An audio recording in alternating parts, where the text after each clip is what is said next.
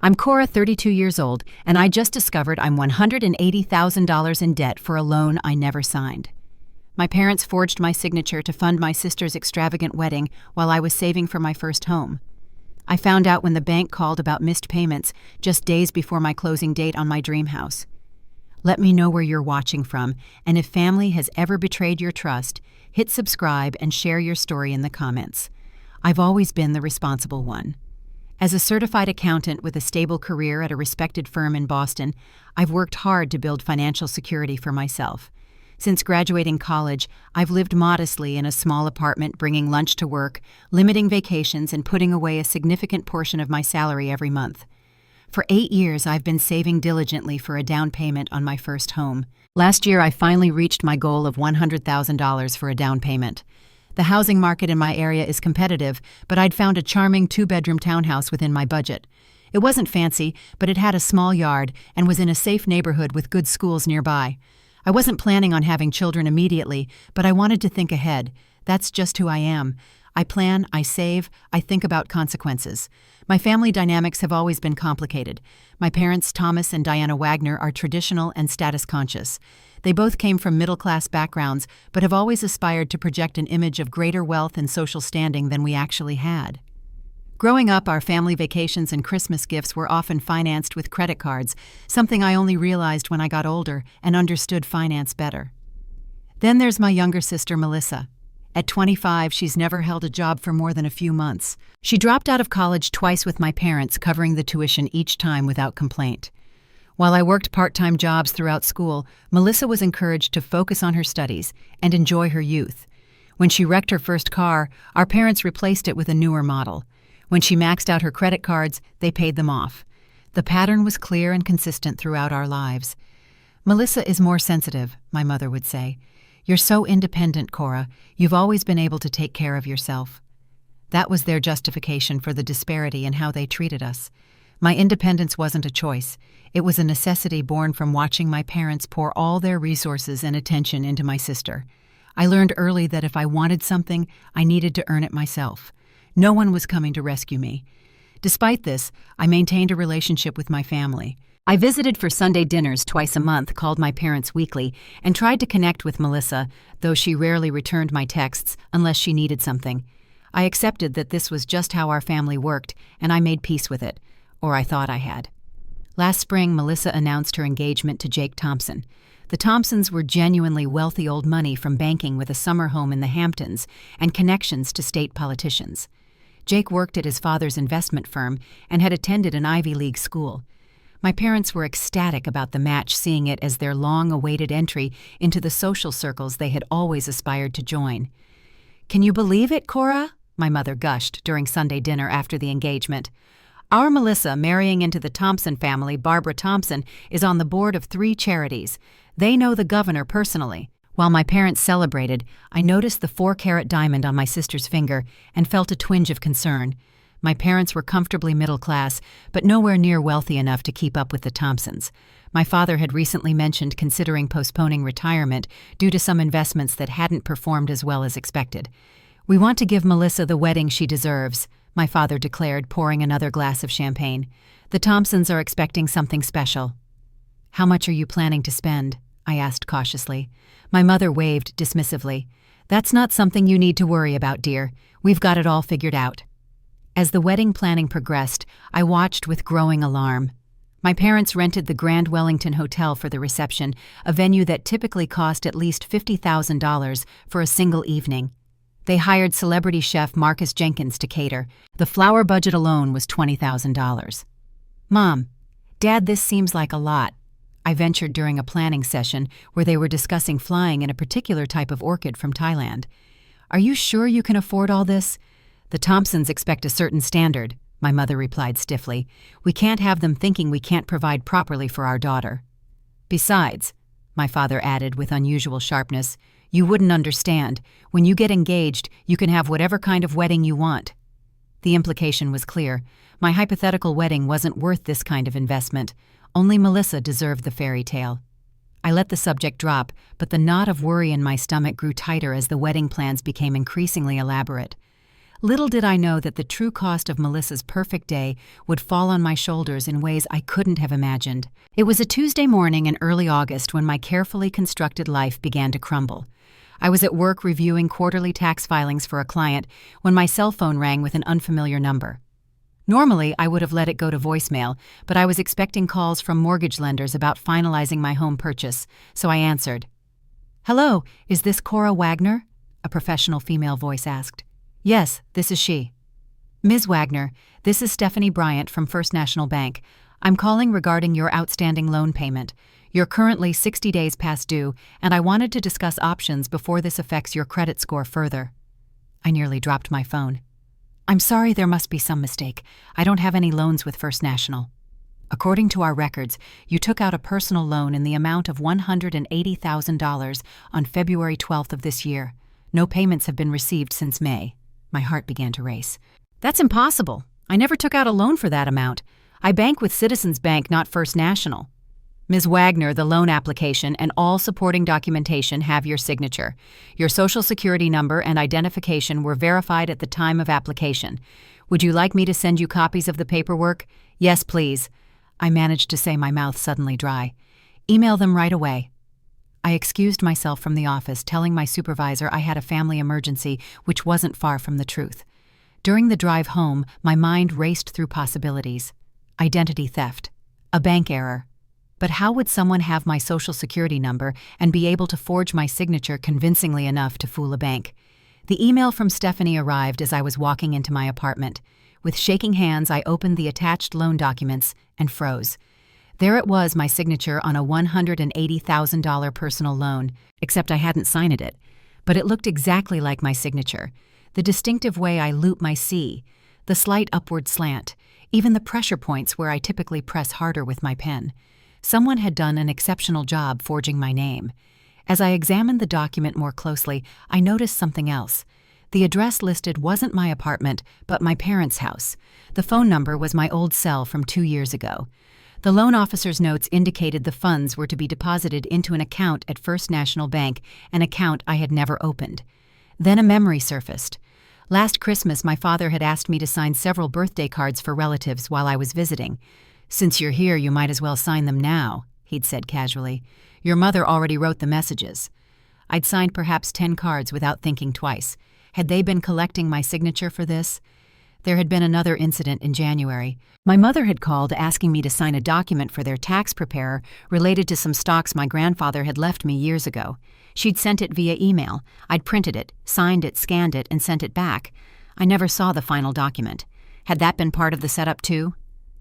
The loan date, February 12th, coincided exactly with when Melissa and my parents had secured the Grand Wellington Hotel for the wedding. The timeline matched perfectly. I called my parents immediately, but the call went to voicemail. I tried again, then texted them both. "Need to talk to you urgently about a loan from First National Bank." No response. Next, I called Melissa, who picked up on the third ring. "What's up? I'm in the middle of cake tasting." "Melissa, do you know anything about Mom and Dad taking out a loan in my name?" "What, no?" "Look, I can't talk now. The wedding planner is waiting. Can this wait until later?" "No, it cannot wait. Someone took out a $180,000 loan using my identity, and I think it was for your wedding." There was a pause. Then Melissa said in a lower voice, "I really don't know anything about that. But maybe you shouldn't make accusations without proof. Mom and Dad have put everything they have into this wedding. Don't ruin this for me, Cora." She hung up. I decided to drive to my parents' house unannounced. When I arrived, their cars were both in the driveway, despite them not answering my calls. I used my old key to enter through the side door and heard them talking in the kitchen. I paused in the hallway when I heard my name. "Cora called about the loan," my father was saying, his voice tense. "She must have found out somehow." "Did you talk to her?" my mother asked. "No, I let it go to voicemail." "What are we going to tell her? The payment is already late and we don't have the money. The caterer and venue took everything we had saved. We'll figure it out after the wedding," my mother said firmly. "Once Melissa is married to Jake, we'll have connections. Thomas, maybe his father can help with some investments, get us back on our feet. And what about Cora's credit score? Diana, what we did is fraud. If she reports it, she wouldn't do that to her own family. Besides, it's just temporary. Once we sell some stocks and use the wedding gift money, we can start making payments." I'd heard enough. I walked into the kitchen, loan documents in hand. "You're right, Dad. What you did is fraud and identity theft." They jumped at my voice, faces paling. My mother recovered first, forcing a smile. "Cora, sweetie, we didn't hear you come in." "Clearly," I said, placing the loan documents on the kitchen counter. "Want to explain this?" They exchanged glances.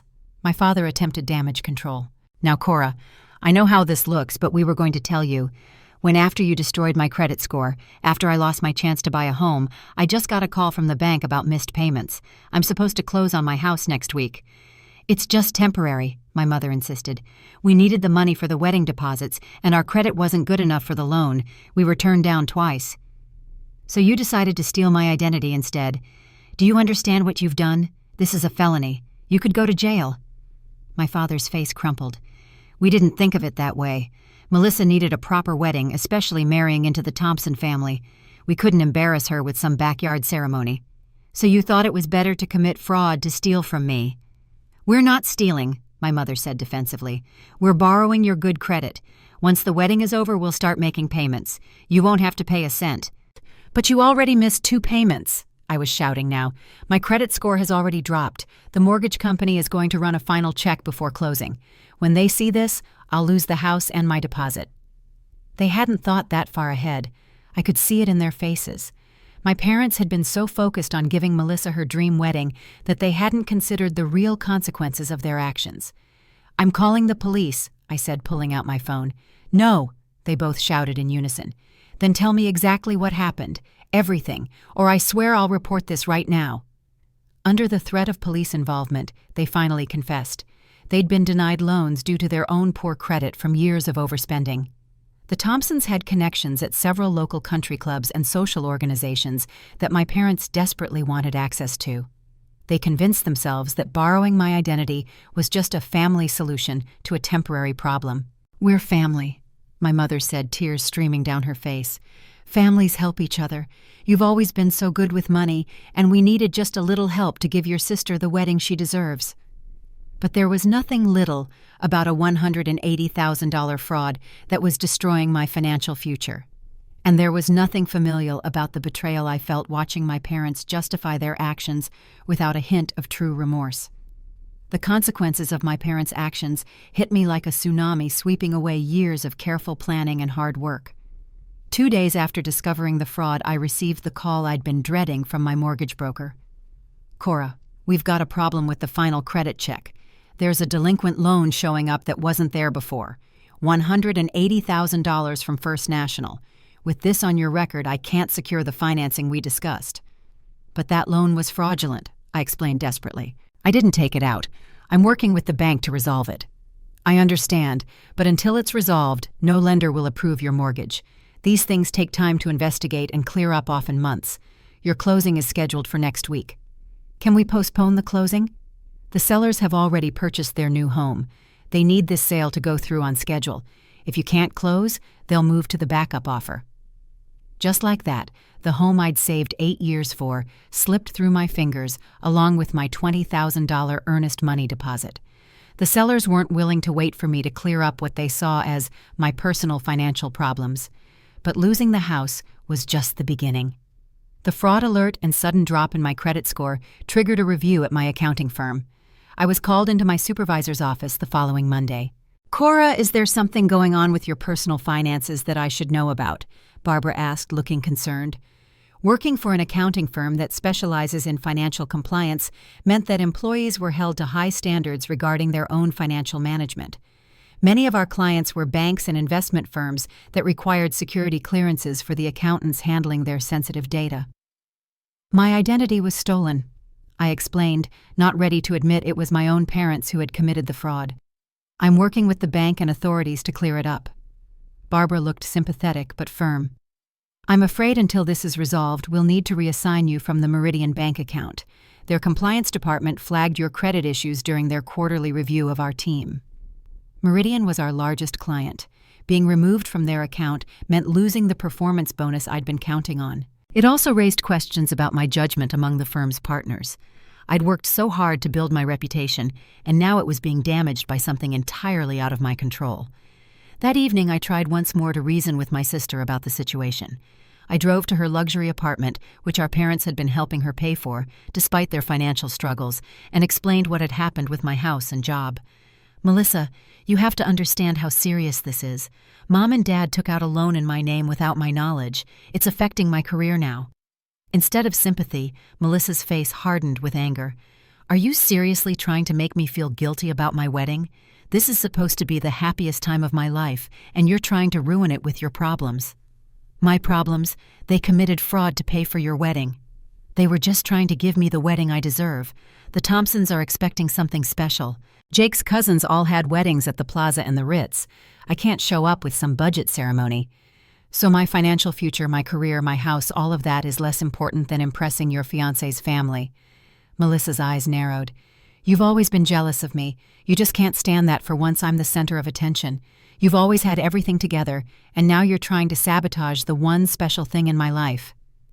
I stared at her, stunned by the complete disconnect from reality. "Jealous, Melissa? I've been working 60-hour weeks since college, while you've been living off our parents. I saved for 8 years for a house that I just lost because of this loan." "That's your choice.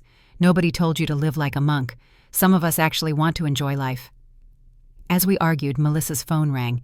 She glanced at it, and her expression changed. "It's Barbara Thompson," she whispered, suddenly looking anxious. She answered with a sugary voice entirely different from the one she'd just been using with me. "Hi, Mrs. Thompson. Yes, everything's coming together beautifully." I could hear the faint sound of the other woman's voice, though not her words. Melissa's face fell slightly. "Oh, I see. No, of course I understand your concern. Yes, my parents are absolutely handling the costs. A financial issue." "No, nothing like that." When she hung up, she looked at me with pure venom. "Great. Jake's mother heard rumors about some financial problems with the wedding. Now she's questioning everything. Are you happy now?" I didn't say anything to her. "Well, someone did. Probably the wedding planner after your scene at Mom and Dad's yesterday. This is exactly what I was afraid of. The Thompsons are very particular about who joins their family. If they're so concerned about appearances, how do you think they'll feel when they discover your parents committed fraud?" Melissa's face paled before flushing with anger. "Get out! And don't even think about coming to my wedding if you're going to be like this. In fact, don't come at all. You've made your position clear." "Melissa, I mean it, Cora. If you do anything to mess this up for me, we're done as sisters, forever." As the wedding date approached, the situation deteriorated further. My parents began telling relatives that I was being difficult and selfish about helping with Melissa's wedding. The story they spread was that I had agreed to co-help financially, but was now backing out at the last minute. Aunts, uncles, and cousins began sending me messages asking why I was being so cruel to my sister. My mother's sister, Aunt Patricia, called to lecture me about family obligations. "Your sister only gets married once, Cora. Your parents have done everything for you girls. The least you could do is help them give Melissa the wedding she deserves." No matter how many times I tried to explain that I hadn't agreed to anything, that my identity had been stolen, people seemed unwilling to believe that my parents would do such a thing. It was easier to believe I was the villain. The isolation and betrayal took a heavy toll. I struggled to sleep, lost weight, and found it hard to concentrate at work. My performance suffered further, compounding the problems with the fraud alert on my credit. I began seeing a therapist who suggested I was experiencing symptoms of anxiety and depression from the profound betrayal. I consulted with a lawyer, Amanda Lewis, who specialized in identity theft and financial fraud. She confirmed my fears. What my parents had done was a serious crime with potential jail time. But she also acknowledged the complexity of pursuing charges against family members. "Many victims of familial fraud choose not to press criminal charges," she explained, "but there are still options to protect yourself financially and legally. We can file a formal fraud report with the credit bureaus and the bank without necessarily involving police." I was torn.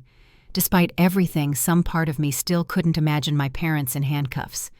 But another part, the part that had lost my home and was watching my career suffer, wanted justice. As I wrestled with these impossible choices, the elaborate wedding preparations continued unabated. My family proceeded as if nothing were wrong, as if they hadn't detonated a bomb in the middle of my life. That perhaps was the most painful part of all. Despite my sister's declaration that I wasn't welcome, I received a formal invitation to her wedding 3 weeks before the event. My mother called to insist I attend. "It would look strange if you weren't there," she said, concern for appearances overriding any acknowledgement of the harm they'd caused me. People would ask questions. "You mean it would damage the perfect family image you're trying to project to the Thompsons?" I replied flatly.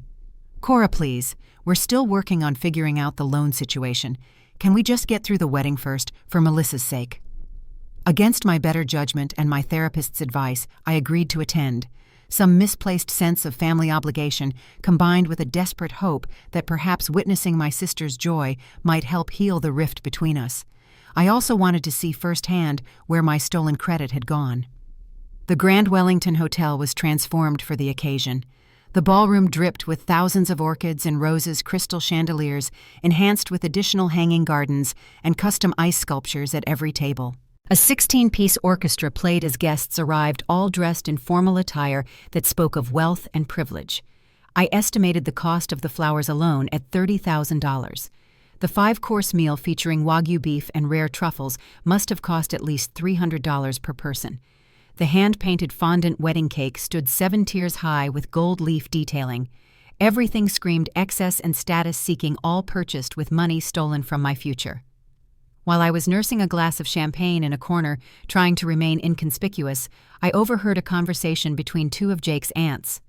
"Diana and Thomas certainly know how to throw a celebration," one woman said. "I wasn't expecting quite this level of extravagance from them." "Well, I heard their older daughter helped significantly with the costs," the other replied. "She's some big-shot accountant in the city. Very generous of her to contribute so much to her sister's special day." I nearly choked on my champagne. Before I could process what I'd heard, other similar comments reached my ears throughout the evening. My parents had apparently been telling everyone that I had gifted a significant portion of the wedding costs to my sister. The final blow came during the reception speeches. My father's stood, glass-raised voice thick with emotion that I now recognized as entirely performative. "I want to thank everyone for joining us on this momentous occasion. The Thompson and Wagner families coming together represents everything we've hoped for our beautiful Melissa." He paused, looking around the room. "And I want to give special thanks to our older daughter, Cora, whose extraordinary generosity helped make this magnificent celebration possible." All eyes turned to me as applause broke out. I sat frozen, unable to process the audacity of the lie. Then Melissa herself took the microphone, radiant in her $60,000 designer gown. "Yes, I want to thank my amazing big sister." She gushed, tears glistening perfectly in her eyes without disturbing her makeup. "Cora has always looked out for me, and her incredibly generous gift toward our wedding is something Jake and I will never forget." Something inside me snapped. All the pain, betrayal, and injustice of the past months crystallized into a moment of perfect clarity. I couldn't sit there and validate their lies any longer. As the applause continued, I stood up. "Actually," I said, my voice carrying across the suddenly quiet room, "I didn't contribute anything to this wedding. In fact, I recently discovered that my parents forged my signature to take out a $180,000 fraudulent loan in my name to pay for all this." The silence was absolute. My mother's face drained of color. My father half rose from his chair, then sank back down. "Because of this loan, I lost the house I'd saved 8 years to buy. My credit is ruined. My career is in jeopardy." My voice was calm, almost detached. "So while I'm happy for Melissa and Jake, I want to be clear that I did not willingly contribute to any of this." Barbara Thompson. Jake's mother was the first to react. She stood up, face rigid with controlled anger. "Is this true, Diana Thomas? Did you commit fraud to pay for this wedding?" My parents stammered incoherently, looking desperately around the room as if seeking escape. Jake's father, a former prosecutor turned corporate attorney, looked thunderous. "We have prominent judges and 2 state representatives as guests here tonight," he said quietly but with unmistakable menace. "If what Cora is saying is true, you've not only committed a serious crime, you've involved our family in your deception." Melissa rushed to my side, grabbing my arm painfully. "What are you doing?" she hissed. "You're ruining everything." "No, Melissa, Mom and Dad ruined everything when they stole my identity. I'm just telling the truth." Jake approached cautiously, his expression a mix of confusion and growing anger. "Melissa, did you know about this loan?" "Of course not," she insisted, though. Her eyes darted to our parents in a way that made me wonder. The perfect wedding devolved into chaos. The Thompson family huddled together in urgent conversation. Guests began making discreet exits. My parents tried desperately to salvage the situation, offering explanations that grew increasingly implausible. I walked out amid the turmoil, my heart pounding, but my conscience finally clear. My phone immediately began buzzing with angry texts from my parents and Melissa blaming me for causing a scene and humiliating the family. But there were other messages too from cousins and aunts who had heard my side for the first time, expressing shock and sympathy. My Aunt Patricia, who had scolded me weeks earlier, wrote, "I had no idea, Cora. This is unconscionable. Are you okay?" I wasn't okay, not by a long shot. But for the first time since discovering the fraud, I felt like maybe someday I could be. The truth was out, and with it the suffocating weight of being the only one who knew the reality behind the family's perfect facade.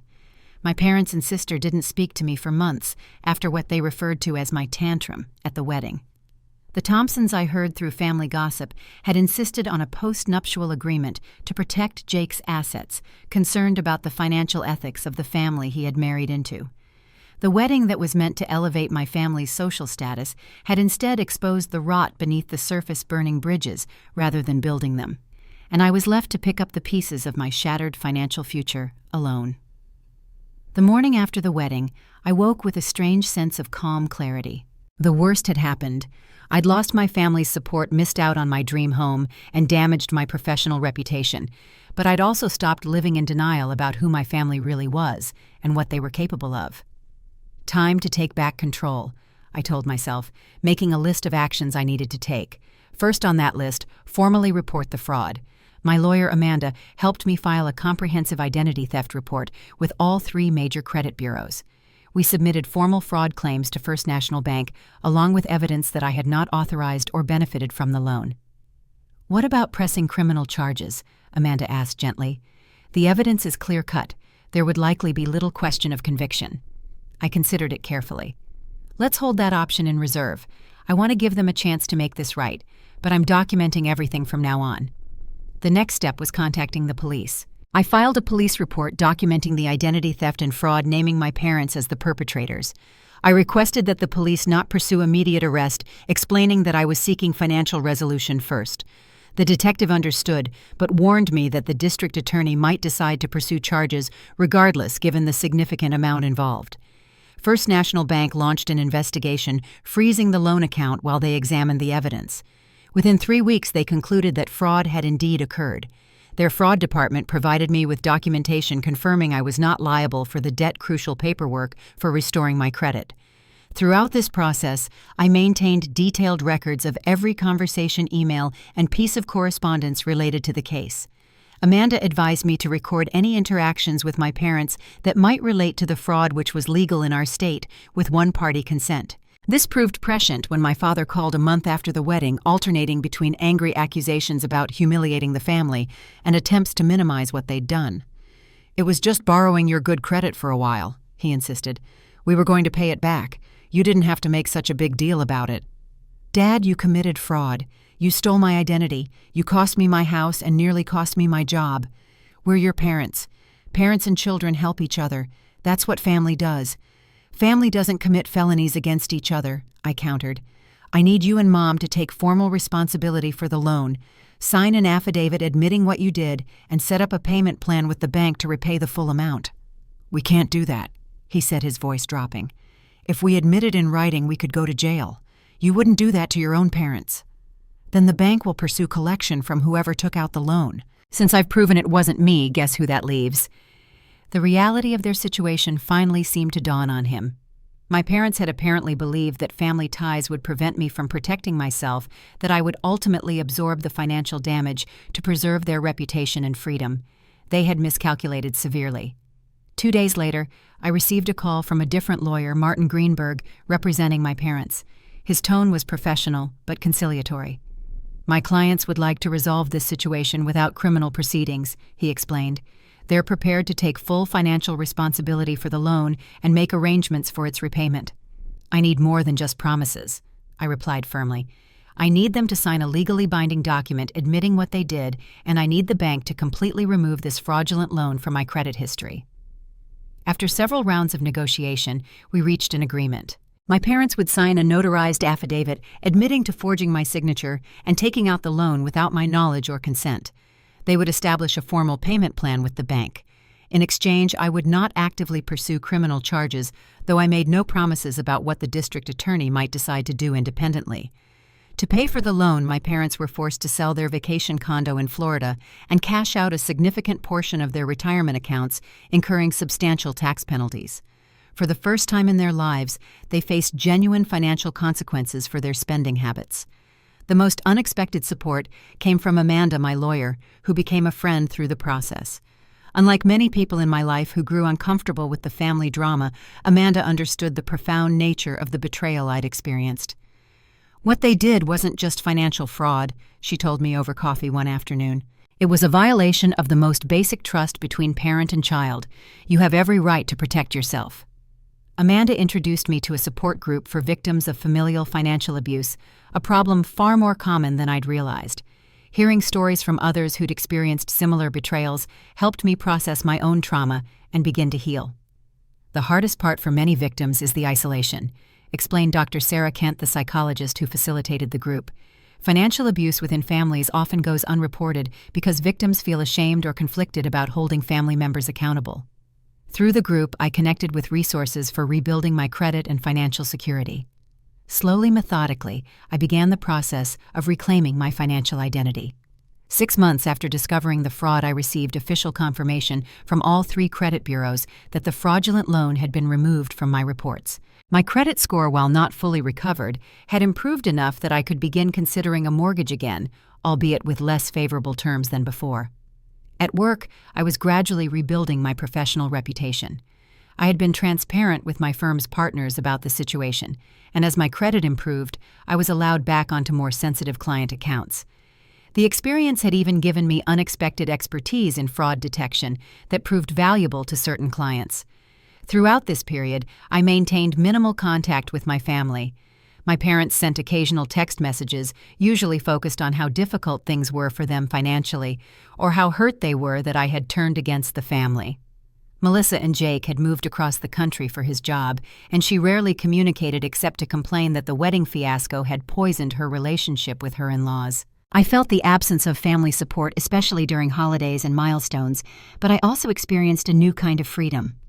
Without the constant pressure to overlook their behavior or participate in their financial fiction, I could build relationships based on mutual respect and genuine care, both in my personal and professional life. Stepping away from the toxic dynamics I'd grown up with allowed me to see more clearly how those patterns had shaped my own behavior, making me overly responsible and unable to set healthy boundaries.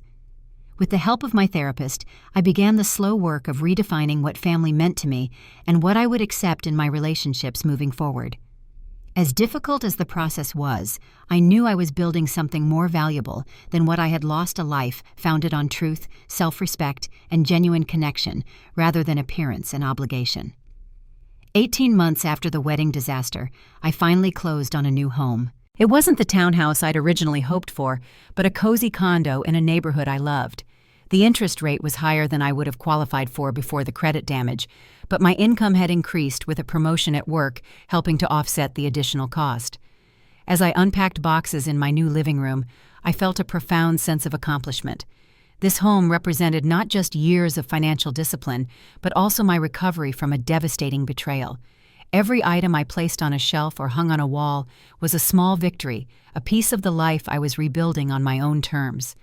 My parents had eventually paid off about 60% of the fraudulent loan by selling assets and taking on consulting work in retirement.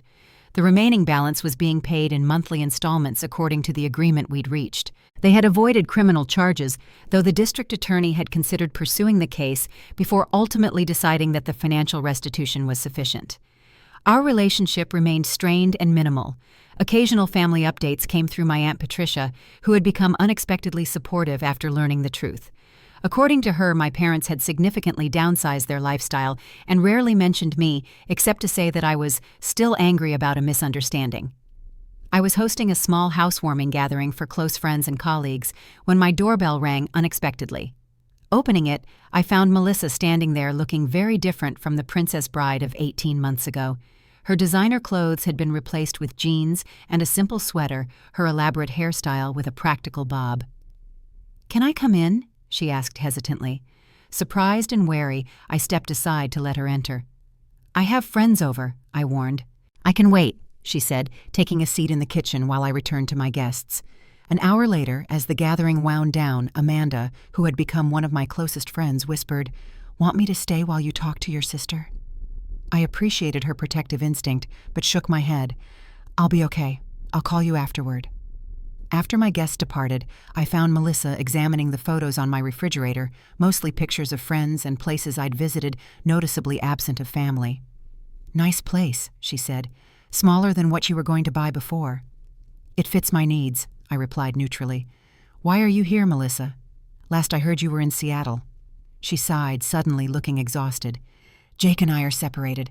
Have been for about 3 months now." "I'm sorry to hear that," I said, finding that I genuinely meant it despite everything. His family never really accepted me after the wedding incident. There was always this undercurrent of suspicion, like they were waiting for me to reveal some kind of criminal tendency. She gave a bitter laugh. "The irony is, I really didn't know what Mom and Dad had done. I mean, I knew they were spending more than they had, but I never imagined they'd stole your identity." I studied my sister's face, trying to determine if she was being truthful. She met my eyes steadily for perhaps the first time in our adult lives. "Why didn't you believe me when I told you?" I asked. Melissa looked down. "Because it was easier not to. Because I wanted the fairy tale so badly that I couldn't let anything threaten it.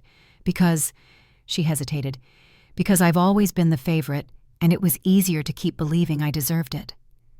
The admission hung in the air between us, more honest than anything she'd ever said to me.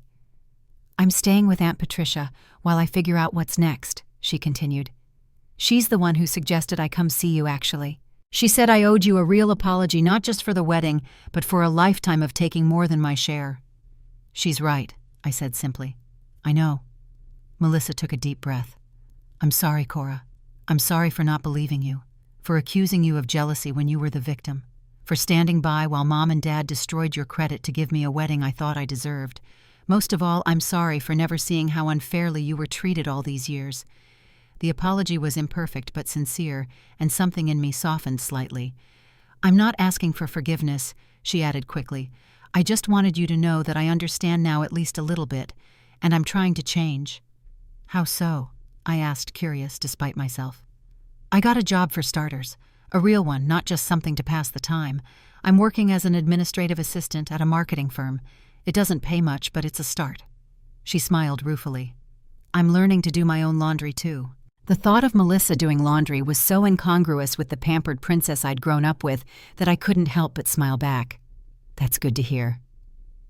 We talked for another hour more honestly than we ever had before. Melissa shared that the separation from Jake had been a wake-up call, forcing her to examine the values she'd been raised with and their consequences. She wasn't sure if the marriage was over for good, but she was certain she needed to become more independent before making that decision. Before she left, she asked tentatively, "Do you think we could have coffee sometime? Start small, maybe try to build something new." I considered it carefully. "Maybe.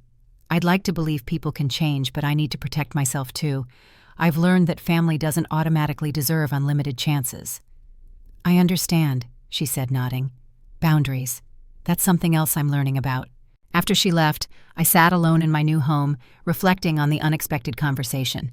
I wasn't ready to fully trust Melissa or reestablish close ties with my family, but I appreciated the first genuine acknowledgement of the harm they had caused me. The journey of the past 2 years had transformed me in ways I was still discovering. I'd learned to set firm boundaries, to value truth over appearance, and to recognize the difference between genuine support and toxic obligation. Most importantly, I'd learned that family is defined by mutual respect and care, not merely by blood relation. I'd built a new kind of family among friends like Amanda and the support group members who had stood by me during my darkest moments. These relationships, founded on honesty and reciprocity, had sustained me when my biological family had betrayed me. The future remained uncertain. My credit was slowly recovering, but the financial setback had altered my plans significantly. My relationship with my family would likely never return to what it had been, though. Whether that was ultimately a loss or a liberation remained to be seen. What I knew with certainty was that I would never again sacrifice my well-being or financial security for the appearance of family harmony. I had learned to value myself enough to establish and maintain healthy boundaries even with those who claimed to love me. Love, I now understood, did not demand financial sacrifice or fraud. It did not require accepting abuse or betrayal. Real love respected boundaries, told the truth, and made space for both parties to thrive independently. As I prepared for bed in my new home, I felt a sense of peace that had eluded me since discovering the fraud. The $180,000 betrayal had cost me dearly, but it had also given me an invaluable gift, the freedom to define family and love on my own terms. 2 years after discovering the fraudulent loan, I hosted a proper housewarming party in my condo, which I had slowly furnished and decorated to reflect my personal taste rather than anyone else's expectations. Friends, colleagues, and supportive extended family filled the space with genuine warmth and celebration. Among the guests was Melissa, who had become a cautious but increasingly regular presence in my life. Our relationship was fundamentally different now, built on careful respect rather than the uneven dynamics of our childhood.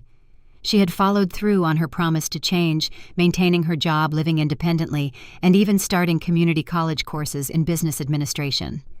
As I looked around at the gathering, I realized how much my life had transformed since that devastating phone call from the bank. The betrayal had forced me to rebuild not just my finances, but my entire concept of family and self-worth. "Everyone," I said, raising my glass to toast the assembled guests. "Thank you for being here, not just today, but throughout this journey. 2 years ago, I lost a house but found my voice. I discovered that family isn't defined by obligation, but by respect and genuine care. Each of you has shown me what that truly means." Later, as the party wound down, Melissa approached me on the balcony where I was enjoying a moment of quiet. "I heard from Jake last week," she said. "He wants to try again, says he misses me." "How do you feel about that?" I asked. "Conflicted. Part of me still loves him, but I'm not the same person who married him. I'm not sure he'd recognize the woman I'm becoming." She leaned against the railing. I told him I needed more time to figure out who I am without our parents' expectations or his family's money defining me. I nodded, recognizing the growth in her response. "That sounds wise." "I learned it from you," she said quietly. "Watching you rebuild after what our parents did, it showed me what real strength looks like. Not the fake image strength that Mom and Dad were always chasing, but the real kind where you stand up for yourself even when it's hard." We stood in companionable silence for a moment before she added, "Mom and Dad asked about you again. They still don't really get it, you know. They talk about when Cora gets over this like it was a minor disagreement and not identity theft." "I'm not surprised," I replied. "Have they finished paying off the loan?" "Almost. Dad's consulting business is doing better.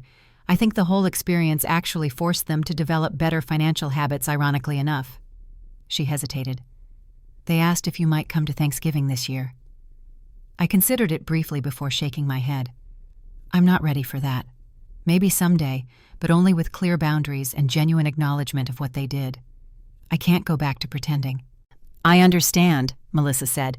"I'll be having Thanksgiving with Aunt Patricia anyway. You're always welcome there." After everyone had gone, I sat alone in my living room, reflecting on how far I'd come. The financial damage from the loan was nearly repaired. My credit score had recovered enough that I'd been able to refinance my condo at a better rate.